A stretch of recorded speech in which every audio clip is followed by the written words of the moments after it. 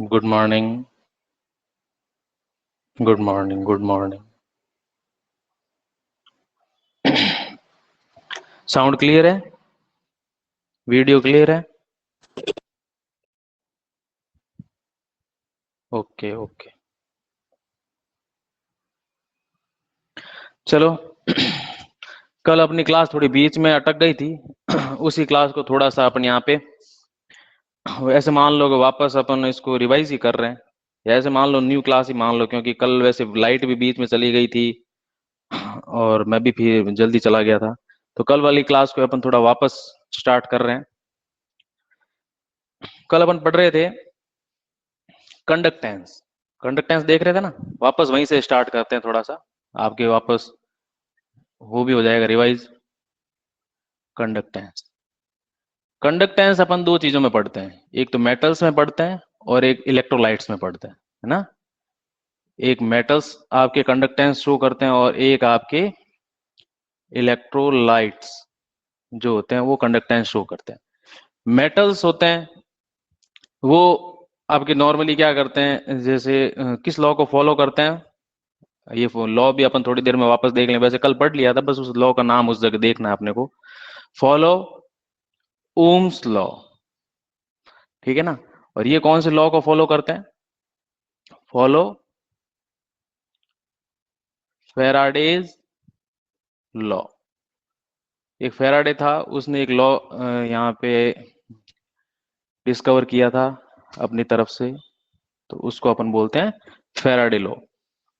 Metals के अंदर अपन ने देखा था, जब अपन यहाँ पे रेजिस्टेंस की बात कर रहे थे, रेजिस्टेंस की बात कर रहे थे, अपन मेटल्स की बात कर रहे हैं। थोड़ी देर बाद में इसी सिस्टम को अपन इलेक्ट्रोलाइट के ऊपर थोड़ा सा यहाँ पे पढ़ेंगे कि रेजिस्टेंस होता है उसको अपन आर से रिप्रेजेंट करते हैं। तो रेजिस्टेंस दो टाइप के फैक्टर पे डिपेंड करता है, किस पे? एक होता है आपका लेंथ ऑफ मेटल वायर, है ना।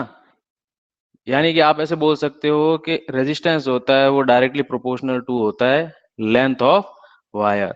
सेकंड चीज अपन ने बोली थी कि resistance depend upon the cross section area of, cross section area of metal wire, या वायर लिख दो सीधा ही। तो अपन ऐसे बोल सकते थे R is inversely proportional to ए।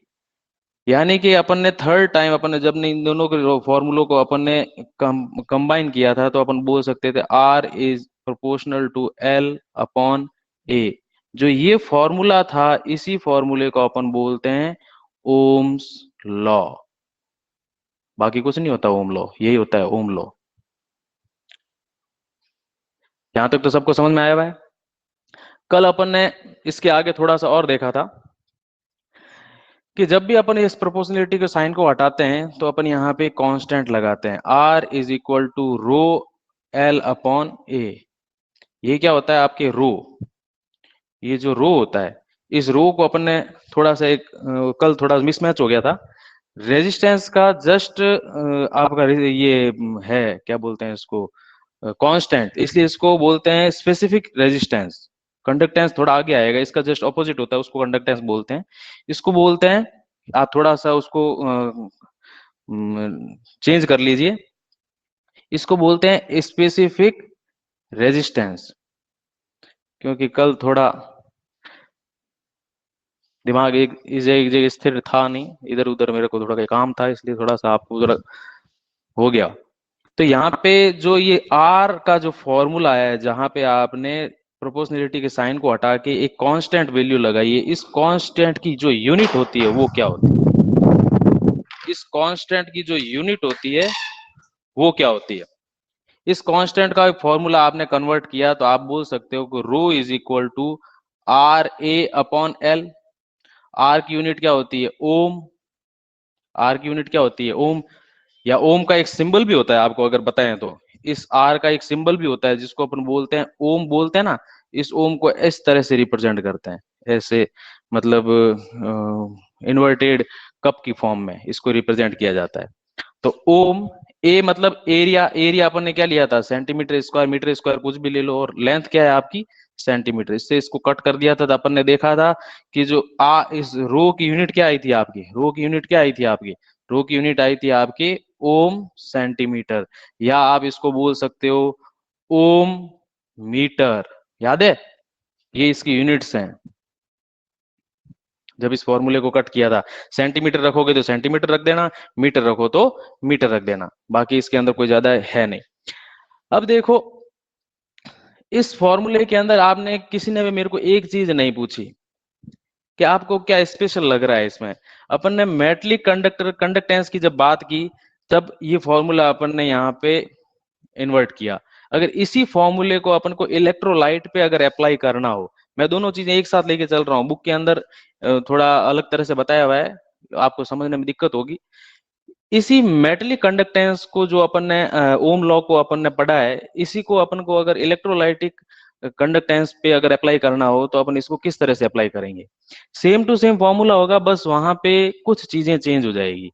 ये वन, ठीक है ना, एल नहीं है, ये एल तो यहाँ पे आया था। क्या यहां तक सबको समझ में आया हुआ है?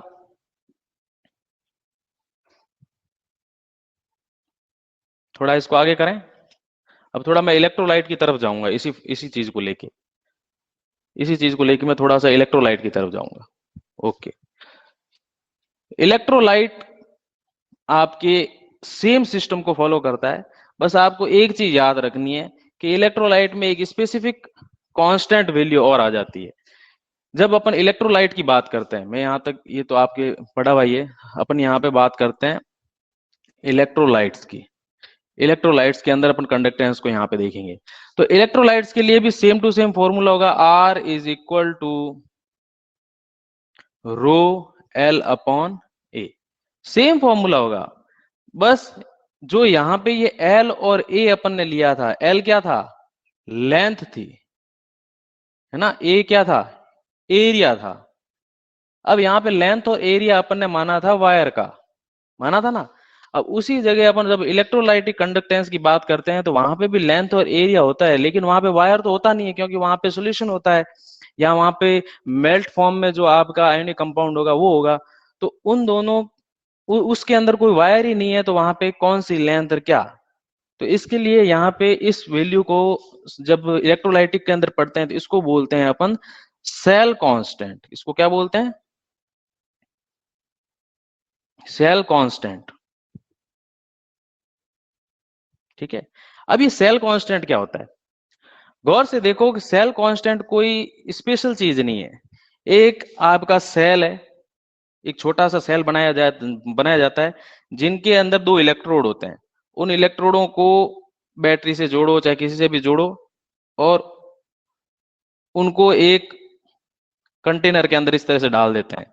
तो जो भी ये दोनों सेल है, इन सेल के बीच में जो ये इलेक्ट्रोड डाले हुए हैं, इन इलेक्ट्रोड के बीच की जो डिस्टेंस है, वो डिस्टेंस आपकी जो होती है, लेंथ होती है, इसको क्या बोला जाता है, इन दोनों सेल के बीच की लेंथ को, इसकी लेंथ को अपन ले लेते हैं 1 सेंटीमीटर या 1 मीटर, कुछ भी ले लो आप। क्योंकि यहाँ पे 1 सेंटीमीटर लेते हैं तो ज्यादा इफेक्टिव रहता है, क्योंकि ये लेंथ है ना यहाँ पे, इस लेंथ को ले लिया जाता है 1 सेंटीमीटर। और इन दोनों के बीच में जो भी इलेक्ट्रोलाइटिक सोल्यूशन होगा, उनका जो एरिया होगा उसको अपन बोल देते हैं ए। और ए क्या ले लिया जाता है, 1 सेंटीमीटर स्क्वायर। तो इन दोनों का, इनका टोटल जो यहाँ का एरिया हो जाएगा, जिसको अपन सेल कांस्टेंट बोलते हैं। तो वो आपने यहाँ पे देख लिया, यहाँ पे एल और ए क्या है, एल है दोनों इलेक्ट्रोड के बीच की डिस्टेंस, और इनके बीच में जो इलेक्ट्रोलाइटिक सोल्यूशन भरा रहेगा उसका एरिया। क्या यहां तक किसी को कोई प्रॉब्लम, क्या यहां तक किसी को कोई प्रॉब्लम?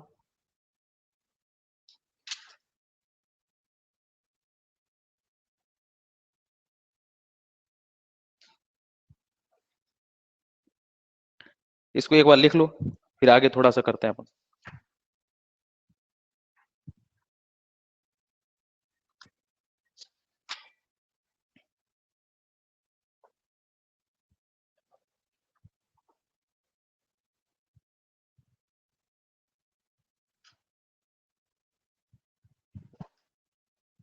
जल्दी जल्दी जल्दी आगे करो।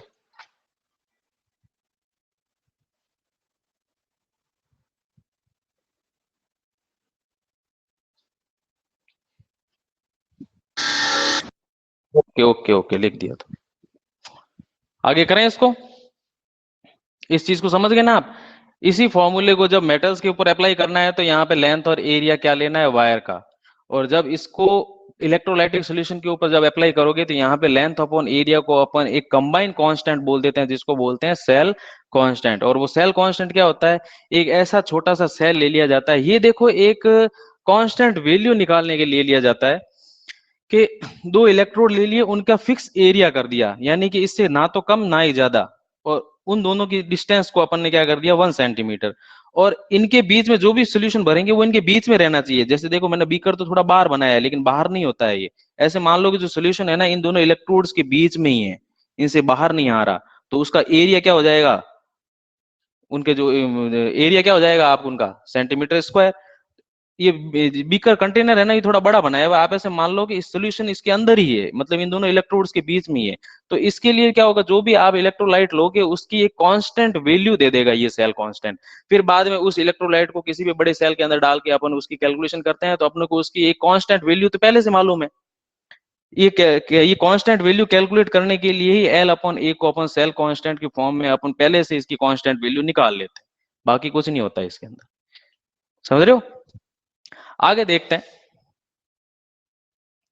आपने कल देखा था कि जब भी अपन रेजिस्टेंस की बात करते हैं, यहां पे रेजिस्टेंस से आगे अपन आ जाते हैं कंडक्टेंस की तरफ। आप बताओ कि जब भी अपन रेजिस्टेंस फेस करते हैं तो वहां पे कंडक्टेंस या इलेक्ट्रॉन का फ्लो या आयंस का जो फ्लो होता है वो ज्यादा होता है या कम। आप में तो कंडक्टेंस को अपन रिप्रेजेंट करते हैं कैपिटल सी से। किससे रिप्रेजेंट करते हैं, कैपिटल सी से, माइनस सी नहीं है, कैपिटल सी है। कंडक्टेंस मतलब फ्लो ऑफ इलेक्ट्रॉन और आयन। रेजिस्टेंस का इन पे क्या इनके ऊपर रिलेशन होता है रेजिस्टेंस का और कंडक्टेंस का। किसी भी वायर के अंदर या किसी भी इलेक्ट्रोलाइटिक सॉल्यूशन के अंदर जितना ज्यादा रेजिस्टेंस होगा या जितनी ज्यादा उसके अंदर दिक्कत आएगी या जितनी ज्यादा आयंस के फ्लो में या इलेक्ट्रॉन्स के फ्लो में आपके रेजिस्टेंस क्रिएट होगा, रुकावट आएगी, तो कंडक्टेंस उतनी ही कम होगी। तो आप एक रिलेशन यहाँ पे निकाल सकते हो कि conductance is inversely proportional to resistance. आप ये एक रिलेशन निकाल सकते हो ना यहाँ पे। ये तो रिलेशन नॉर्मल रिलेशन है, निकालने की जरूरत ही कहाँ है। कि अगर किसी भी सोल्यूशन के अंदर या किसी भी वायर के अंदर जब भी रेजिस्टेंस इंक्रीज होता है, यानी कि जब भी रुकावट इंक्रीज बढ़ती है, रेजिस्टेंस जब भी बढ़ता है, तो उसकी कंडक्टेंस यानी कि फ्लो ऑफ इलेक्ट्रॉन और आयन हमेशा डिक्रीज होंगे।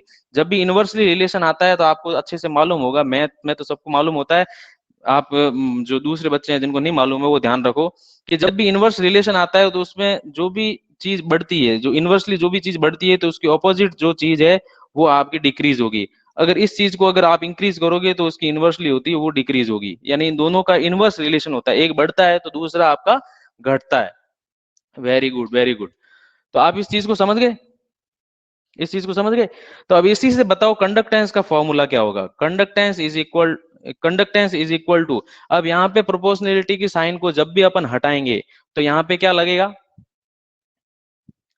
चलो पहले लिख लो, पहले लिख लो, हाँ वेरी गुड। चलो लिख लो लिख लो लिख लो। थोड़ा सा तो चीज थी और कुछ था ही नहीं इसके अंदर। जल्दी लिख लो लिख लो लिख लो।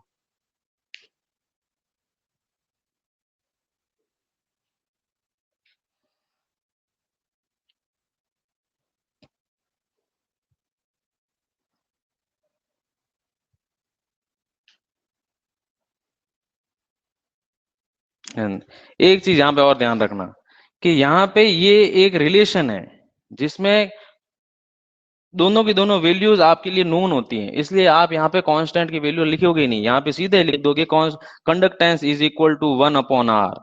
जब भी कहीं पे भी कुछ सारी नोन चीजें होती है तो वहां पे अननोन चीज या कांस्टेंट का कोई महत्व नहीं होता, ये ध्यान रखना। तो आप चाहे ऐसे लिखो चाहे ऐसे लिखो, एक ही बात है। यहाँ पे कांस्टेंट वैल्यू का कोई लेना देना नहीं है।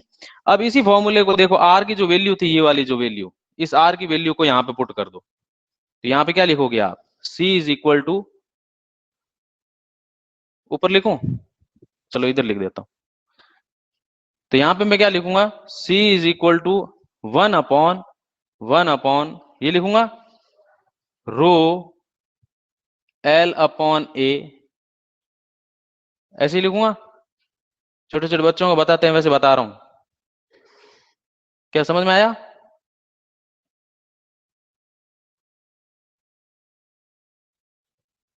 थोड़े दिन देख लो, फिर बाद में तेज स्पीड हो जाएगी। तो इसी को जब आप क्लियर करते हो तो आप देखोगे कि जो अपॉन की अपॉन में होती है वो ऊपर आ जाती है, आप ऐसे देखोगे 1/रो A/L। तो ये आपका किसका फॉर्मूला हो गया? कंडक्टेंस का। किसका फॉर्मूला हो गया? कंडक्टेंस का। अब मेरे को सभी लोग यहाँ पे कंडक्टेंस का यानी कि सी यानी कि कंडक्टेंस की यूनिट बताओ। कंडक्टेंस की आप यूनिट बताओ मेरे को। बताओ, इस फॉर्मूले के अंदर सारी चीजें पुट करो, फिर आप मेरे को कंडक्टेंस की यूनिट बताओ। 1/रो है, तो रो की यूनिट अपन ने क्या लिखा निकाली थी? ओम सेंटीमीटर इनटू, अगर यहाँ पे सेंटीमीटर लिया है तो यहाँ पे सेंटीमीटर स्क्वायर अपॉन सेंटीमीटर। ऐसे करोगे, 1 सेंटीमीटर से ये कट गया, इससे ये कट गया, तो आप क्या बोलोगे यहाँ पे? C इज इक्वल टू 1/ओम। इससे एक चीज मालूम पड़ी, इससे एक छोटी सी चीज मालूम पड़ी आपको।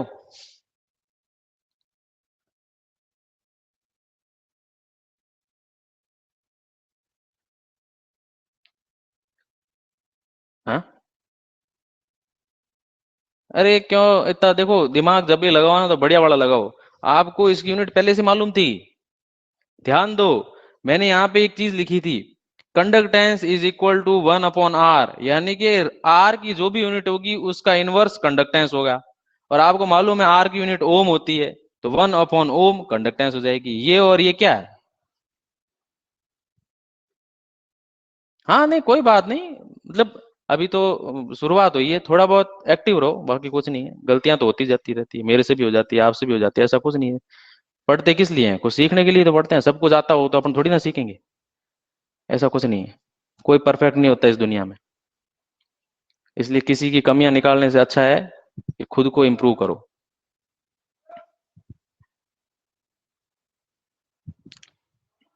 इलेक्ट्रोलाइट की स्ट्रक्चर, इलेक्ट्रोलाइट की क्या स्ट्रक्चर होती है? इलेक्ट्रोलाइट एक टाइप का सोल्यूशन होता है। अगर वो सोल्यूशन एक्वस फॉर्म में है तो भी आयन बनेगा, या मेल्टिंग फॉर्म में, या कि आप क्या करोगे, दो टाइप के इलेक्ट्रोलाइट होते हैं, एक मेल्ट फॉर्म में होता है इलेक्ट्रोलाइट, और एक होता है आपका सोल्यूशन फॉर्म में या एक्वस फॉर्म में, ऐसे बोल सकते हो आप। एक ही एग्जाम्पल में दोनों चीजें दिखा देता हूं मैं आपको। वैसे पॉसिबल नहीं है दोनों चीजें, आप समझो उस चीज को। जब भी मैं एक NaCl की बात करता हूं तो NaCl आपको पॉजिटिव और नेगेटिव आयन देता है। तो जब भी आप एक कंटेनर के अंदर आप NaCl को डालोगे तो वो दो तरह से आप उसके अंदर ऐड कर सकते हो। किस तरह से? एक आप सॉल्यूशन की फॉर्म में ऐड कर सकते हो, और एक आप उसको मेल्ट फॉर्म में, मेल्ट मतलब उसको पिघाल करके, है ना। आप सॉल्यूशन तो कैसे बनाओगे? जैसे ही NaCl को आप वाटर के अंदर ऐड करोगे तो ये NaCl Na+ और Cl- में ब्रेक हो जाएगा, तो आपको आयन मिल गए, आपको आयन मिल गए। मेल्ट फॉर्म का मतलब है इसको सिर्फ आप हीट प्रोवाइड करोगे, और इतनी ज्यादा हीट प्रोवाइड करोगे कि ये जो NaCl के मॉलिक्यूल्स हैं ये पिघल जाएं, ये मेल्ट हो जाएं। और जब मेल्ट हो जाते हैं तो भी ये Na+ और Cl- प्रोवाइड करते हैं। लेकिन ये जो मेल्ट वाली जो कंडीशन है ना, ये बहुत ज्यादा टेम्परेचर पर होती है, ये अपने हाथ की बात नहीं है। हजारों डिग्री सेंटीग्रेड होता है, तब जाके शायद ये 1500-2000 के आसपास अगर टेम्परेचर, या उससे भी ज्यादा टेम्परेचर होता है, तब जाके ये आपका NaCl Na+ और Cl- में कन्वर्ट होता है। वो इलेक्ट्रोलाइटिक एक प्रोसेस होता है जिसके अंदर अपन Na+ और Cl- को मेल्ट फॉर्म में अपन वहां पे करंट पास करते हैं दोनों को सेपरेट करने के लिए। लेकिन ये एक चीज है जो अपने हाथ की बात नहीं होती। जनरल चीज तो सिर्फ ये है कि पानी में डाल दो, आपके आयन बन जाएंगे। आप मेल्ट करोगे तो भी आयन बन जाएंगे, लेकिन मेल्ट करने के लिए जो हीट चाहिए या जो टेम्परेचर चाहिए वो अपने हाथ की बात नहीं है। बस ये तो इलेक्ट्रोलाइट होता है, इसकी कोई स्ट्रक्चर थोड़ी ना होती है। इलेक्ट्रोलाइट क्या होता है? बस आयन होते हैं। ओके, आपने देख लिया। देखो कभी भी फिजिक्स में, आप केमिस्ट्री के अंदर कभी भी कोई भी चीज देखो तो हमेशा उसकी यूनिट को जरूर देखो, कि यूनिट को निकालना आपको आना चाहिए। यूनिट को निकालने का सबसे अच्छा तरीका है आप उसके फॉर्मूले को ध्यान में रखो, और फॉर्मूले के अंदर जो भी छोटी छोटी चीजें हैं सबकी यूनिट पुट करो, और जो कट रही है उनको काट दो, और बाकी सीधी आ जाएगी। बाकी आपको मालूम ही था कि कंडक्टेंस रेजिस्टेंस का जस्ट रेसिप्रोकल होती है या इनवर्स होती है, तो कंडक्टेंस की यूनिट भी क्या हो जाएगी? 1/ओम। या इसको ऐसे भी लिख सकते हैं ना, conductance is equal to ohm inverse, ये भी सही है। कई बार एग्जाम में ऐसा आ जाए तो आप कहोगे सर ये तो बताया ही नहीं था, ये चीजें आपको छोटी मोटी कन्वर्ट करनी आनी चाहिए। ओके, आगे चलें।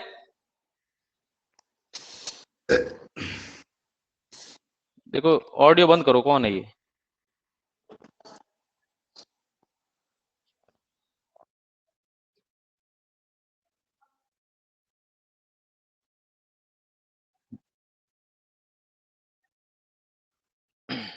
चलो लिख लो, जल्दी लिख लो, आगे करते हैं थोड़ा अपन।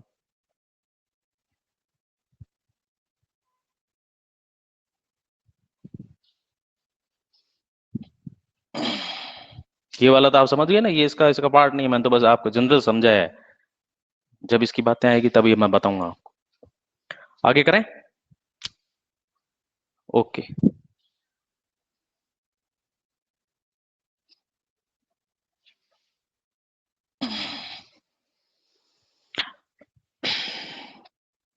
आपने फॉर्मूला लिखा कंडक्टेंस इज इक्वल टू 1/रो A/L। जो ये 1/रो है ये कांस्टेंट वैल्यू थी, और कांस्टेंट को वापस अपन कांस्टेंट पे कन्वर्ट करते हैं, उसका इनवर्स ले रहे हैं। तो आप क्या बोलोगे इसको? इसको बोल रहे थे स्पेसिफिक रेजिस्टेंस, यानी कि आपके लिए बात जो रो था वो क्या था आपका? स्पेसिफिक रेजिस्टेंस था। तो रो का जस्ट ऑपोजिट जो 1/रो है वो क्या हो जाएगा? कंडक्टेंस। सामने देखो आर था, आर था और रो था, तो आप आर को रेजिस्टेंस लिखते थे, रो को स्पेसिफिक रेजिस्टेंस लिखते थे। वैसे ये सी कंडक्टेंस है और इसका कांस्टेंट क्या हो जाएगा? Specific conductance. इसको क्या बोलोगे आप? Specific conductance. और स्पेसिफिक कंडक्टेंस जब 1/रो है तो इसको एक नया सिंबल दे देते हैं, उसको बोलते हैं कापा। ये के मतलब कमलेश नहीं है, ये के है आपका कापा। इसको क्या बोलते हैं? एक लंबी लंबी सी डंडी ऐसे के की कर देते हैं, इसको बोलते हैं कापा। फलोदी के अंदर कापा का ब्रॉडबैंड में मिलता है, वो कापा नहीं है ये। ठीक है, इसको बोलते हैं अपन स्पेसिफिक कंडक्टेंस। तो इसी फॉर्मूले को अगर मैं ऐसे लिखूं, C is equal to kappa A/L, हो सकता है? अब मार मेरे को आप बताओ, unit of kappa, unit of kappa या कप्पा, कोई कप्पा बोलते हैं कोई कापा बोलते हैं, बताओ कापा की यूनिट बताओ, सभी बताओ, सभी को निकालनी आती है, निकालो।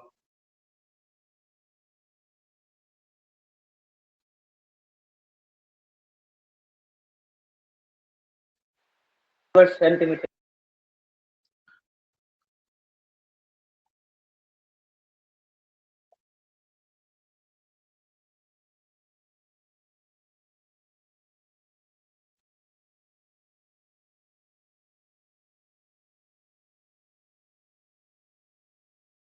वेरी गुड वेरी गुड, कुछ बच्चे सही बता रहे हैं, कुछ गलत बता रहे हैं।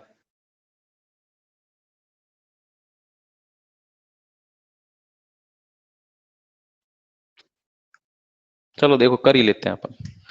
तो कापा इज इक्वल टू क्या हो जाएगा? कापा इज इक्वल टू CL/A, ये तो होगा। कापा की यूनिट निकालनी है तो पहले फॉर्मूला तो कन्वर्ट करो। तो सी की यूनिट क्या होती है? ओम इनवर्स, अभी निकालिए ना, ओम इनवर्स। इसकी लेंथ की यूनिट सेंटीमीटर अपॉन ए की यूनिट सेंटीमीटर स्क्वायर।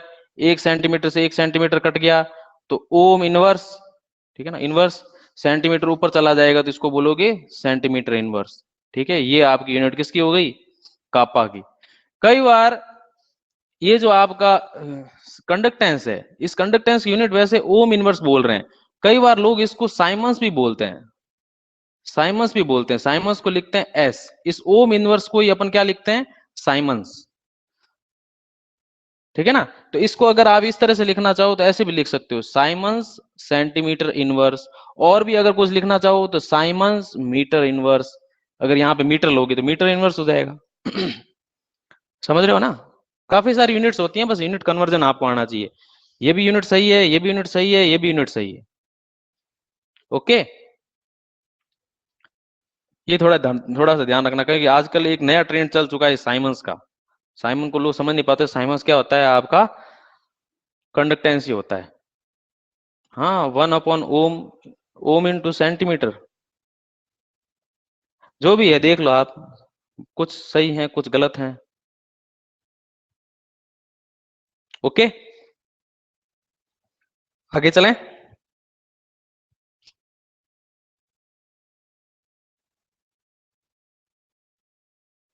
आगे चलें।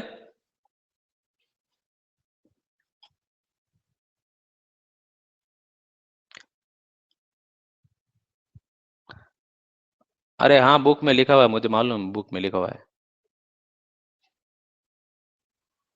चलो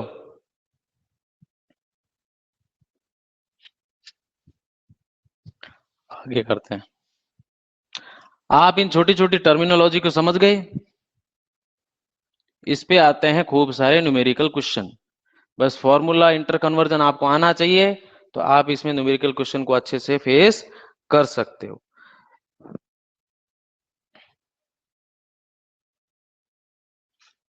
चलो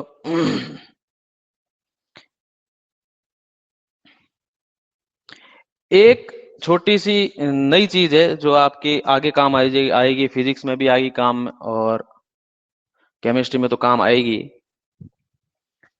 इंटेंसिव और एंड एक्सटेंसिव प्रॉपर्टीज। कोई नई चीज नहीं है, ये आपके सिलेबस में है, थर्मो में, और थर्मो आपके 11th में थी, ठीक है ना। अरे मैंने तो हटा दिया, रिकॉर्डेड देख लेना, कोई बात नहीं, ठीक है ना। इंटेंसिव और एक्सटेंसिव दो टाइप की प्रॉपर्टीज हैं। ये क्या होती है, बस आपको जनरल ध्यान रखना है, क्योंकि ये थर्मो की चीज है, ये बार बार आपके फिजिक्स में भी आएगी और केमिस्ट्री में तो आती ही है। इंटेंसिव प्रॉपर्टीज, और एक होती है आपकी एक्सटेंसिव प्रॉपर्टीज।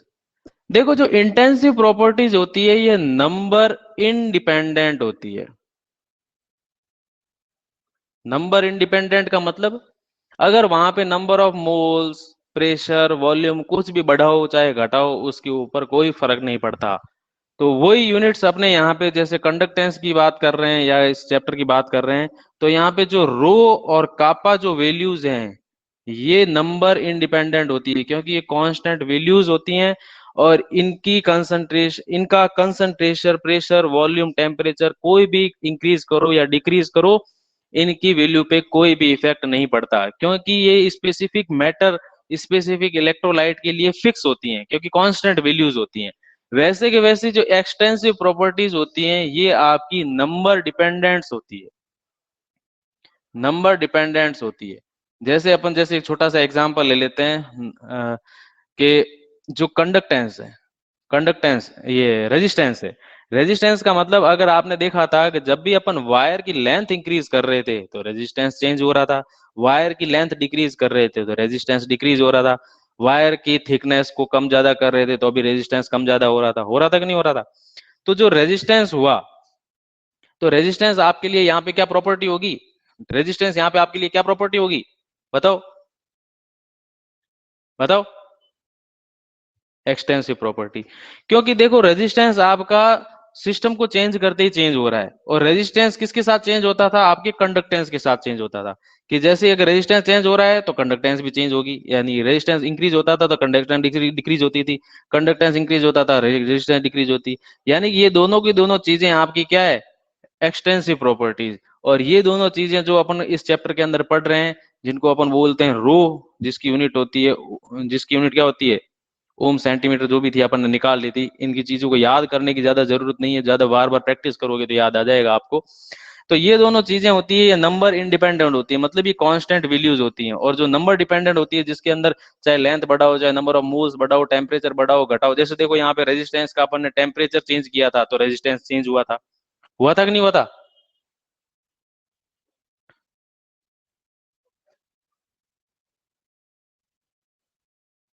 हाँ हाँ, बढ़िया है। तो ये देखो, जब भी आप सोल्यूशन के अंदर सोल्यूशन के अंदर जैसे ही नंबर ऑफ आयंस इंक्रीज कर दोगे तो क्या वहां पे रेजिस्टेंस इंक्रीज होगा, कंडक्टेंस इंक्रीज होगी, वहां पे रेजिस्टेंस डिक्रीज होगा, कंडक्टेंस इंक्रीज होगी, क्योंकि उसको आयंस ज्यादा मिल रहे हैं, ज्यादा आयंस होंगे तो ज्यादा इलेक्ट्रॉन, ज्यादा आयंस का फ्लो होगा, तो वहां पे कंडक्टिविटी, आपकी कंडक्टेंस वहां पे क्या होगी, आपकी इंक्रीज हो जाएगी। और नंबर ऑफ आयंस घटा दोगे तो आपका कंडक्टेंस डिक्रीज हो जाएगा, टेम्परेचर बढ़ा दोगे रेजिस्टेंस इंक्रीज हो जाएगा। ये छोटी छोटी चीजें आपको मालूम है ना। अगर प्रेशर, वॉल्यूम, टेम्परेचर, कुछ भी अगर आप थर्मोडायनेमिक प्रॉपर्टी को अगर वहां पे चेंज करते हो तो वो एक्सटेंसिव प्रॉपर्टी भी वहां पे चेंज हो जाती है उनकी। लेकिन जो इंटेंसिव प्रॉपर्टीज है, ये इंटेंसिव प्रॉपर्टीज आपकी फिक्स रहती है, चाहे आप किसी भी थर्मोडायनेमिक प्रॉपर्टी का चेंज कर लो, इनकी प्रॉपर्टी में कोई भी चेंज नहीं आता। ये छोटी सी चीज आप यहाँ पे रखना याद, क्योंकि वैसे थर्मो के अंदर बहुत ज्यादा एक छोटा सा एक पूरी क्लास का चैप्टर है, लेकिन बेसिक आपको इतना ध्यान रहना चाहिए जो आपको बार बार काम में लेना है। ठीक है, आगे देखो, अपन यहाँ पे एक छोटी सी चीज पढ़ते हैं, पहले हटा दूं।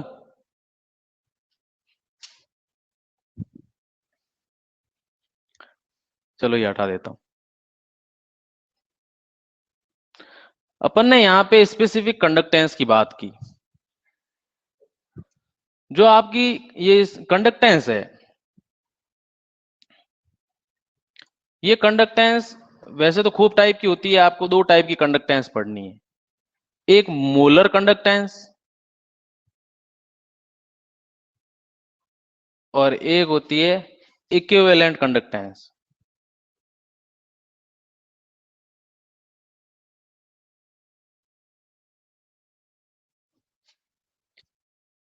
एक मोलर कंडक्टेंस और एक आपकी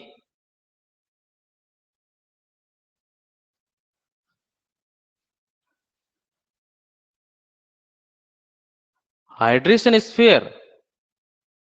चलो इससे पहले वही बता देता हूँ, चलो आपको मोलर कंडक्टेंस से पहले आपको बेसिक चीज वही बता देता हूँ। देखो, कल मैं एक बच्चा पूछ रहा है कि हाइड्रेशन स्फीयर क्या होता है। आपको मालूम है कि जो भी ये आपका सेल होता है, इस सेल के अंदर अपन ने दो इलेक्ट्रोड डाल दिए, और जो आपका केसीएल था एक्वस फॉर्म में, केसीएल किस फॉर्म में था, एक्वस फॉर्म में, तो सीएल माइनस इधर की तरफ मूव कर रहा था, पॉजिटिव चार्ज इस तरफ मूव कर रहा था। तो ये जो मूवमेंट होता है ये दो टाइप के फैक्टर पे डिपेंड करता है। ये जो आयंस का मूवमेंट होता है, ये आयंस मूवमेंट, ये दो चीजों पे डिपेंड करता है। किस पे, एक साइज ऑफ आयन और एक होता है आपका speed of ion.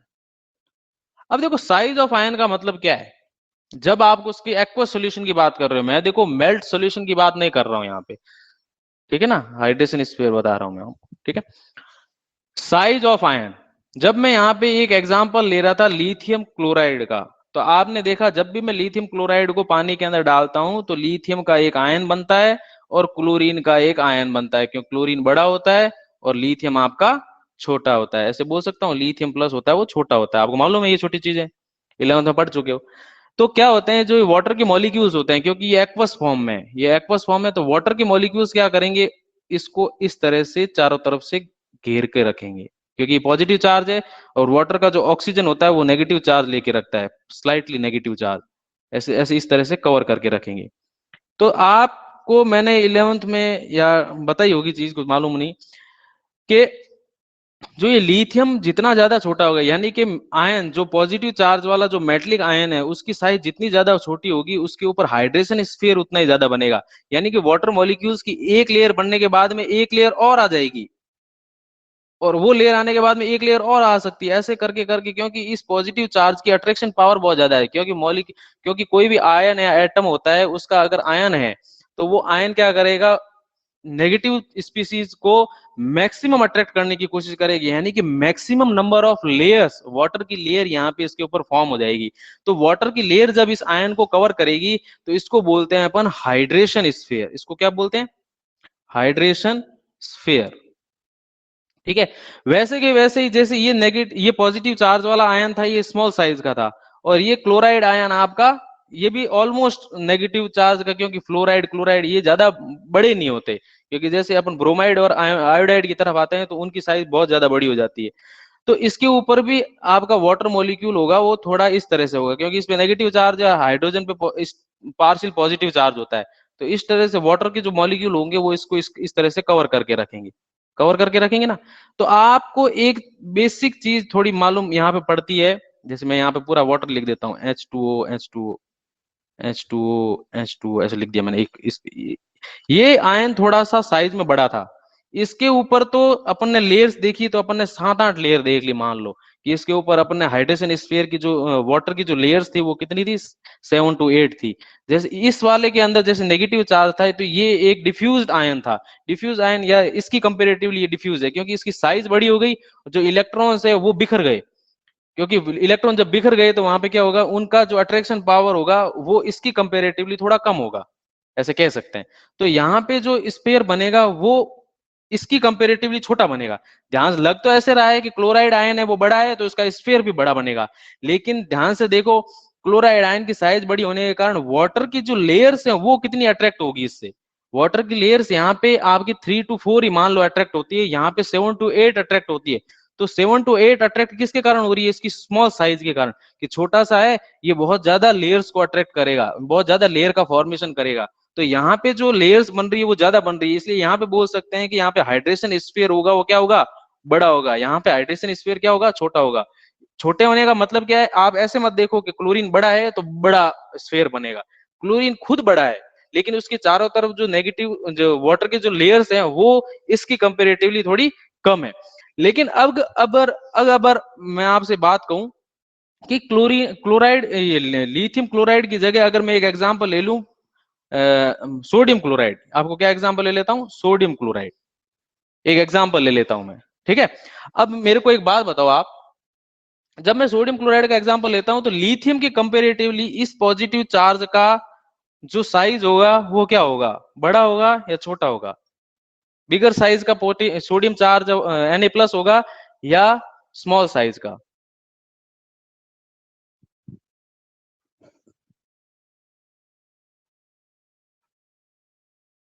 Very good, very.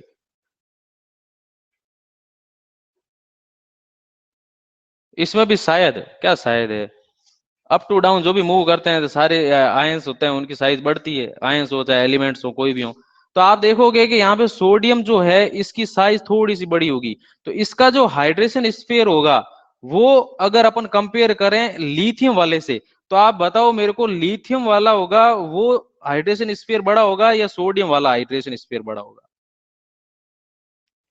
Which of the hydration sphere is large? Lithium, lithium, lithium, lithium. Very good, very good, very good. देखो जितना ज्यादा छोटा चार्ज छोटा आयन होगा उतना ही ज्यादा उसका हाइड्रेशन स्फीयर होगा। अगर किन्हीं में भी दो कंपेयर करना हो तो पॉजिटिव पॉजिटिव में कंपेयर करो, नेगेटिव नेगेटिव में। वैसे यहाँ पे क्लोरीन क्लोरीन दोनों नेगेटिव ही हैं।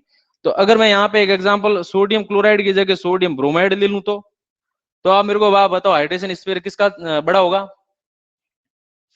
ब्रोमाइड और क्लोराइड में अगर मैं कंपेयर करूं कि कंपेयर ब्रोमाइड और क्लोराइड, किसका हाइड्रेशन स्फीयर बड़ा होगा?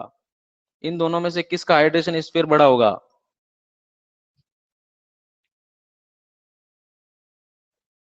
ब्रोमाइड का, क्लोराइड का? तीसरा ऑप्शन नहीं अपने पास। अभी तो बताया मैं ना, जितना ज्यादा छोटा चार्ज होगा, चार्जेबल आयन होगा। देखो क्लोराइड और ब्रोमाइड में अगर कंपेयर करते हैं तो देखो, आपने हेलोजन फैमिली देखी, फ्लोरीन क्लोरीन ब्रोमीन आयोडीन, आपको मालूम है जब अप टू डाउन मूव करते हैं तो साइज आपकी इंक्रीज होती है। आपकी साइज क्या होती है, इंक्रीज होती है। तो ये क्लोराइड होगा ये स्मॉल साइज का होगा, और ये ब्रोमाइड होगा ये क्या होगा, बिग साइज का या लार्ज साइज का होगा। ठीक है ना। अब जब ये ब्रोमाइड खुद ही बड़ा है तो क्या इसका स्फीयर बड़ा बनेगा? ये इसकी जो वाटर मॉलिक्यूल्स को अट्रैक्ट करके हाइड्रेशन स्फीयर फॉर्मेशन की जो टेंडेंसी होगी वो थोड़ी कम होगी। अरे दीक्षित तेरे तो आंसर बड़े जबरदस्त होते हैं, कुछ ना कुछ तो रिजल्ट निकलेगा ही ना, ऐसे थोड़ी ना कुछ नहीं होगा, ये कोई आंसर होता है? ब्रोमाइड आयन है साइज में बड़ा, क्लोराइड आयन है साइज में छोटा, लेकिन ये ज्यादा से ज्यादा वाटर मॉलिक्यूल्स की लेयर का फॉर्मेशन करेगा। कौन? क्लोराइड। लेकिन ये जो ब्रोमाइड होता है ये आपकी बहुत कम लेयर का फॉर्मेशन करेगा। तो बताओ हाइड्रेशन स्फीयर किसका बड़ा? हाइड्रेशन स्फीयर इसका बड़ा। अब अपन हाइड्रेशन स्फीयर की तो बात कर ली, अब मेरे को ये मेन चीज ये देखनी है कि कौन से आयंस का फ्लो स्पीड से होगा, क्योंकि जिन आयंस का स्पीड से फ्लो होगा तो वही तो जल्दी से जल्दी कंडक्टेंस शो करेंगे। अब मेरे को बात बताओ, ये हाइड्रेशन स्फीयर है, एक ये हाइड्रेशन स्फीयर है, यानी कि एक सोडियम आयन का हाइड्रेशन स्फीयर है, एक लिथियम आयन का हाइड्रेशन स्फीयर है। जब मैं एक सॉल्यूशन के अंदर आपके यहाँ पे एक सोडियम डाल देता हूँ, यहाँ पे क्या डाल देता हूँ, एक सोडियम डाल देता हूँ, और यहीं पे आपके एक लिथियम प्लस आयन डाल देता हूँ, तो मेरे को बात बताओ, ये सोडियम जल्दी इधर जाएगा या ये लिथियम इधर जल्दी जाएगा? दूर दूर लिखे हैं वो मत समझो, ऐसे मान लो ऑलमोस्ट इनकी डिस्टेंस सेम ही है, तो कौन जल्दी स्पीड से जाएगा?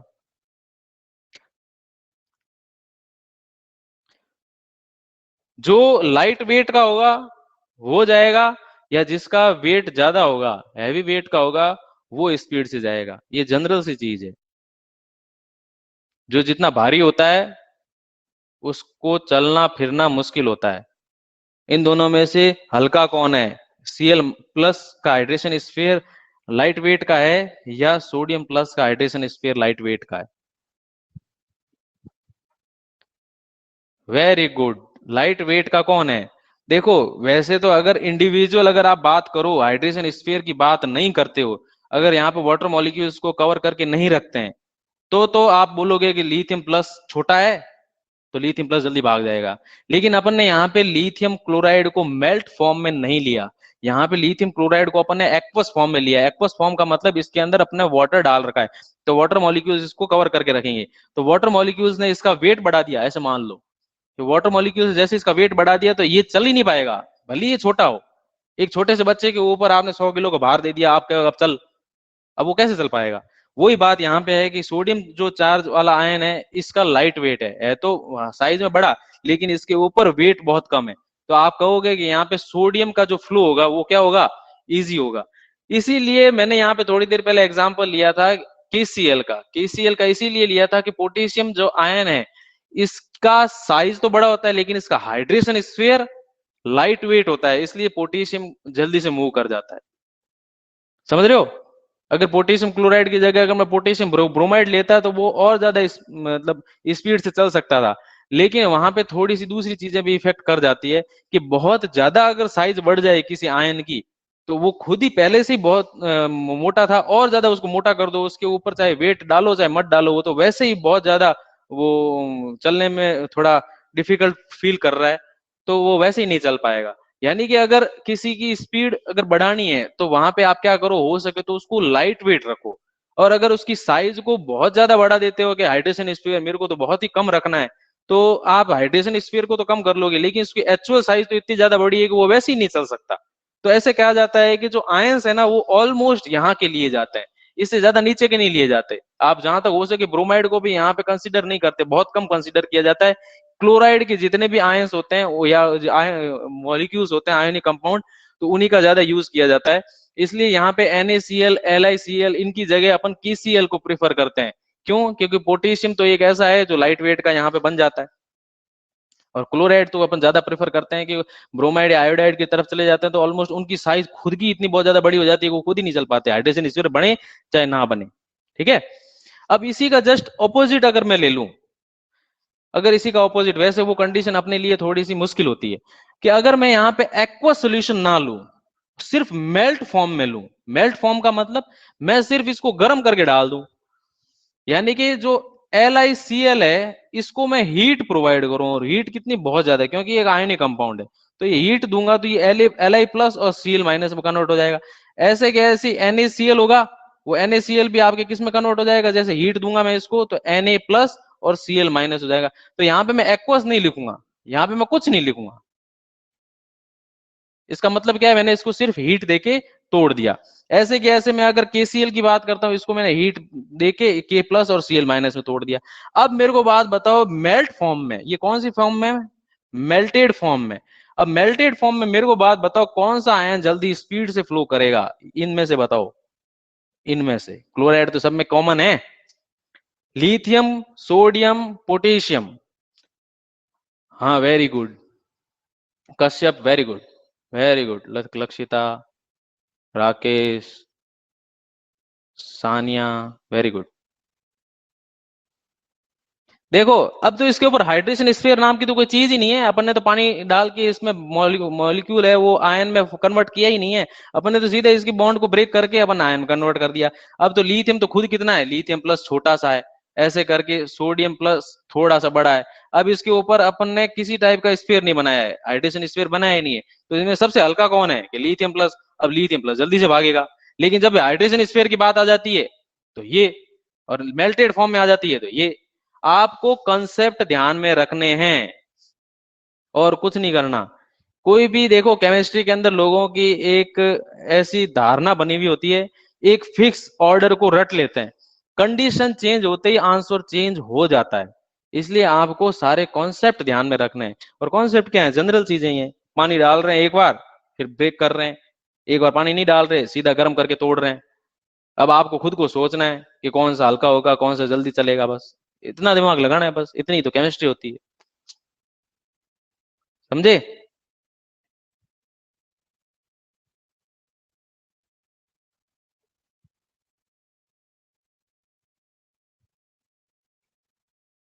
चलें आगे। अरे यार ये क्या हो गया रे,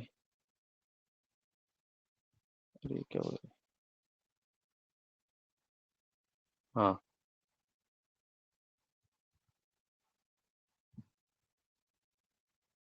ओके, अब अपन थोड़ा सा आगे चलते हैं, कंडक्टेंस की तरफ चलें अपन थोड़ा। केमिस्ट्री में, फिजिक्स में, अब आप 9th 10th में जो छोटे मोटे फॉर्मूले रट के बैठ जाते थे कि बस जैसे क्वेश्चन आया, फॉर्मूला वैल्यू देखी तो अपने को याद आ जाएगा कि कौन सा फॉर्मूला लगाना है, सीधा वैल्यू पुट की आंसर निकालने की कोशिश में लग जाते हैं। ये नहीं सोचते कि वो क्या पूछना चाहता है। और वैसे 9th 10th लेवल थोड़ा इतना ज्यादा टफ भी नहीं होता। अब आपको ये चीजें थोड़ी कंसीडर करनी पड़ेगी कि साथ में वो कंडीशंस क्या दे रहा है। आप कभी भी हड़बड़ी मत करना आंसर देने में, आप सोचना स्टार्ट करो थोड़ा। भगवान ने दिमाग दिया है ना, उसका थोड़ा यूज करो। अपन ने यहाँ पे कंडक्टेंस की बात करनी है। कंडक्टेंस दो टाइप की कंडक्टेंस अपन को बात करनी है, एक मोलर कंडक्टेंस और एक होती है equivalent conductance. Equivalent conductance, molar conductance का मतलब क्या है। आपने थोड़ी देर पहले जब सेल की बात की थी, ये सेल लिया था, इस सेल के अंदर आपने इलेक्ट्रोड लगाया था और इनके बीच में जो डिस्टेंस ली थी वो एल डिस्टेंस ली थी। और एरिया क्या लिया था, ये एल क्या थी, आपकी लेंथ थी, length in between the two electrodes. और एरिया क्या था, यहाँ पे एरिया क्या था, area in between two electrodes, है ना। तो आपने यहाँ पे एक फॉर्मूला डिराइव किया था, क्या डिराइव फॉर्मूला किया था आपने, क्या किया था बताओ, conductance is equal to kappa A upon L, के एल अपॉन ए, याद करो, याद करो, कापा ए अपॉन एल, यही किया था, वेरी गुड। अब इसमें एक चीज ध्यान से देखो, जब मैं कंडक्टेंस की बात करता हूं या मैं जब स्पेसिफिक कंडक्टेंस की बात करता हूं, ये कंडक्टिविटी की बात करता हूं, जब स्पेसिफिक मैं बात करना शुरू कर देता हूं तो मैं यहाँ कापा लिखता हूं। तो कापा इज इक्वल टू क्या हो जाएगा, सी एल अपॉन ए। अब यहाँ पे एल अपॉन ए आपके लिए क्या है, एल यहाँ पे एल अपॉन ए यहाँ पे है सेल कांस्टेंट। क्या है, सेल कांस्टेंट। तो सेल कांस्टेंट अपन ने किस पर मेजर किया था, 1 सेंटीमीटर या 1 मीटर, जो भी आपका था क्या, इलेक्ट्रोड के बीच की जो डिस्टेंस थी उसको मेजर करके किया था। यानी कि इसकी वैल्यू को अपन ने कांस्टेंट लिया था। यानी कि अपन ऐसा बोल सकते हैं यहाँ पे 1 सेंटीमीटर ले लो या 1 सेंटीमीटर लोगे तो वहां पे 1 ml का सोल्यूशन होगा। तो आप 1 ml सोल्यूशन के लिए कापा निकालते हो तो वो स्पेसिफिक वैल्यू होती है। 1 ml के लिए आप क्या बोलोगे, कापा। यानी कि जो भी उसकी स्पेसिफिक वैल्यू होगी, वो जो भी उसके लिए स्पेसिफिक वैल्यू होगी, यानी कि स्पेसिफिक कंडक्टेंस होगी उस सॉल्यूशन की, वो क्या होगी, 1 ml सॉल्यूशन की होगी। अपन ऐसा बोल सकते हैं कि स्पेसिफिक कंडक्टेंस फॉर, इस पे ये सिर्फ मोलर में बता रहा हूं, इक्विवेलेंट हम बाद में पढ़ेंगे, ठीक है। Specific conductance for 1 ml solution, for 1 ml solution क्या हो जाएगा आपका, इज इक्वल टू कापा। क्या हो जाएगा, कापा। तो मैं बोलना चाहता हूं कि अगर मैं 1000 ml की बात करूं तो 1000 ml के लिए जो कंडक्टेंस होगी वो क्या होगी? 1000 ml की जो कंडक्टेंस होगी वो क्या होगी? कापा इंटू 1000। यानी कि अगर 1 ml के लिए कापा होती है तो 1000 ml के लिए क्या हो जाएगी? कापा इंटू 1000 हो जाएगी ना। अब आपको मालूम है कि 1000 ml के अंदर नंबर ऑफ मोल्स बहुत ज्यादा होते हैं। मोर number of moles in 1 litre, या ऐसे बोल सकते हैं 1000 ml।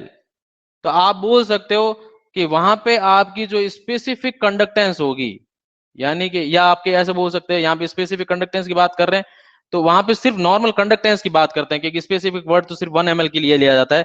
तो जो आपकी कंडक्टेंस या कंडक्टिविटी होगी उस पूरे सेल की, वो क्या होगी? कंडक्टिविटी लिख देते हैं। कंडक्टिविटी क्या होगी आपकी? कापा इंटू 1000 अपॉन मोलरिटी।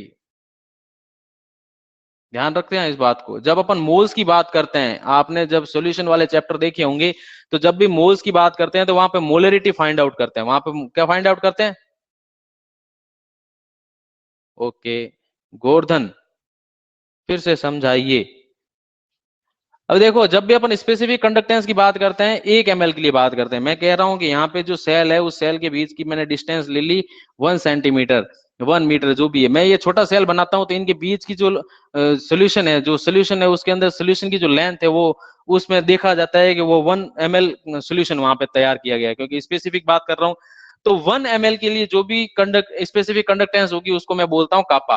अगर इस 1 ml की जगह अगर मैं 1000 ml ले लूं, 1000 ml से ज्यादा भी ले लूं, तो वहां पे मैं उसको कापा को मल्टीप्लाई कर लूंगा कि जितना स्पेसिफिक कंडक्टेंस 1 ml का था तो 1000 ml का कितना होगा उससे मल्टीप्लाई कर लूंगा। और यहाँ पे मैं मोल्स की बात करता हूँ। मोल्स की बात इसलिए करता हूँ कि आपको मालूम है बहुत ज्यादा सॉल्यूशन अगर इकट्ठा हो जाता है तो वहां पे नंबर ऑफ मोल्स इंक्रीज हो जाते हैं। जब नंबर ऑफ मोल्स इंक्रीज हो जाते हैं तो वहां पे एक्सटेंसिव प्रॉपर्टीज आनी शुरू हो जाती है। इसका मतलब क्या है? वहां पे उसकी कंडक्टेंस कम या ज्यादा होगी, तो नंबर ऑफ मोल्स इंक्रीज होते ही वहां पे उसकी कंडक्टेंस चेंज होगी। तो अपन यहाँ पे इस फॉर्मूले के अंदर थोड़ी सी वैल्यू पुट कर देते हैं कि कंडक्टिविटी या कंडक्टेंस जब भी अपन कैलकुलेट करते हैं, या मोलर कंडक्टिविटी या मोलर कंडक्टेंस, इसकी जगह आप चाहो तो मोलर कंडक्टेंस लिख दो, क्योंकि अपन मोल्स की बात कर रहे हैं। तो आप इसकी जगह क्या लिख दो? Molar conductance. Molar conductance is equal to क्या हो जाएगा? 1000 कप कापा इंटू 1000 अपॉन मोल्स की बात हो रही है तो यहाँ मोलरिटी लिख देते हैं। ये चीज समझ में आई आपको? ये चीज समझ में आई आपको? छोटा सा फॉर्मूला है। वो छोटे से फॉर्मूले को कैसे लेके आए वो जोड़ तोड़ करके बताया है, छोटी क्लासों में करते थे अपन वैसे, और कुछ नहीं। ओके, और इसमें कुछ नहीं है।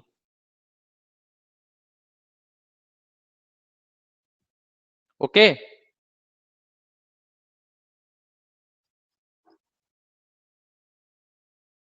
आगे चलें।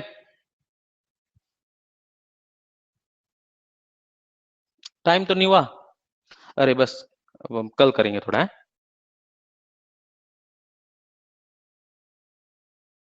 चलो, ओके, मेरे को भी जाना है अब। किसी को कोई प्रॉब्लम हो तो पूछ लो आप।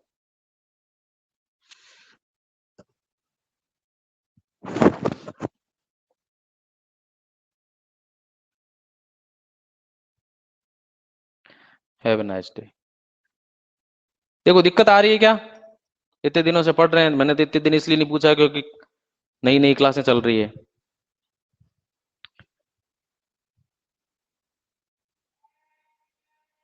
हाँ, वेरी गुड। धीमे धीमे फ्लो में आ जाओगे आप। बस इनको थोड़ा थोड़ा रिवाइज करते रहो, बाकी कुछ नहीं।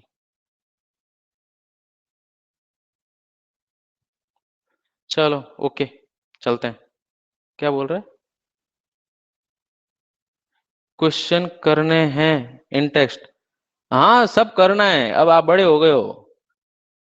जो भी क्वेश्चन दिखता है, मैंने जो टॉपिक पढ़ा दिया उससे रिलेटेड सारे क्वेश्चन कर लो। सारे मत करना पूरी बुक के, क्योंकि जो टॉपिक मैं पढ़ा रहा हूँ सिर्फ उन्हीं के क्वेश्चन देखना आप। ठीक है? जैसे जैसे आगे बढ़ते जाएंगे सारे क्वेश्चन होते जाएंगे। करते जाओ आप इन टेक्स्ट के क्वेश्चन। ओके।